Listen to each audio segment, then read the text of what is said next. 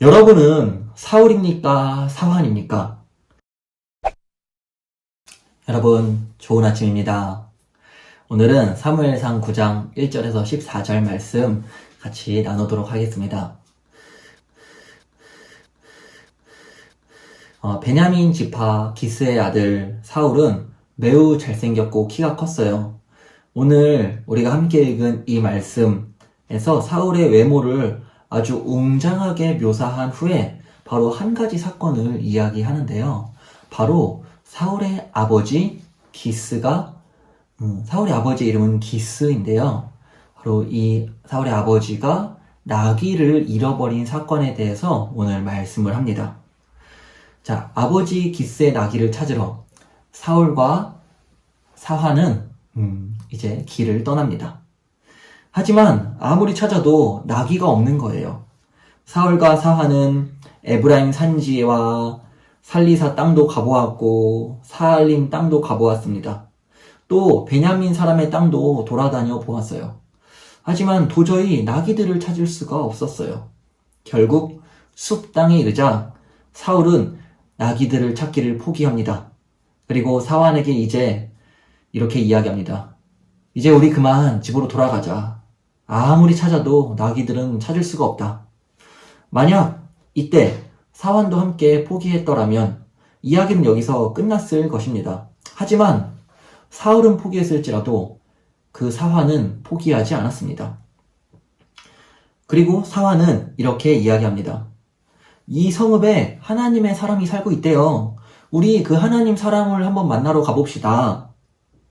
그 사람은 우리에게 나귀가 어디에 있는지, 우리가 어디로 가야 할지 알려줄 거예요. 라고 이렇게 사울을 설득합니다.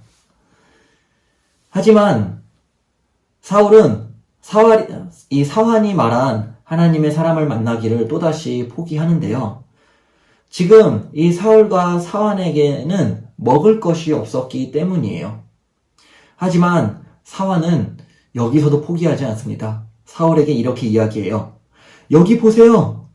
저에게 은 한 세겔의 은 한 세겔의 4분의 1이 있어요. 라고 이야기를 해요. 사환은 자신에게 있는 모든 돈을 다 내어줄 준비가 되어 있습니다. 사환은 하나님의 사람을 만나서 나귀를 찾기 위해 끝까지 포기하지 않았어요. 결국 사환의 끈질긴 간구에 사울은 수긍합니다. 그리고 하나님의 사람을 만나러 가지요. 결국 사울은 사환과 함께 하나님의 사람 이 선지자 사무엘을 만나게 됩니다. 사무엘상 9장 14절에 이렇게 말씀하지요. 그들이 성읍으로 올라가서 그리로 들어갈 때에 사무엘이 마침 산당으로 올라가려고 마주 나오더라. 사무엘이 마침 산당으로 올라가려고 마주 나오더라. 아멘. 여러분은 사울입니까? 사환입니까? 사울은 나귀를 찾지 못하자 쉽게 포기하고 말았어요. 하지만 사환은 끝까지 포기하지 않았지요. 그 이유는 하나님의 사람 사무엘을 만나면 그가 반드시 우리에게 나귀가 있는 길을 알려줄 것이라고 사환은 확신했기 때문이에요. 우리의 인생도 그렇습니다. 지금 당장 내 앞에 문제가 해결되지 않는다고 하더라도 내가 가고자 하는 길이 막혀 있는 것 같을지라도 하나님의 말씀은 반드시 우리를 인도해주고 우리가 가야 할 길을 알려주어요. 중요한 것은 포기하지 않는 마음이에요. 참된 믿음은 절대 포기하지 않습니다.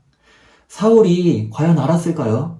나귀를 찾으러 가는 이 길이 사실은 자신이 왕이 되는 길임을. 인생을 살아가는 데 필요한 것은 사울과 같은 준수한 외모, 큰 키 이런 것이 아니에요. 사환과 같이 포기하지 않는 믿음입니다. 하나님의 말씀을 붙들고 절대 포기하지 마세요. 하나님의 말씀은 우리를 반드시 가장 좋은 길로 인도할 것이기 때문입니다.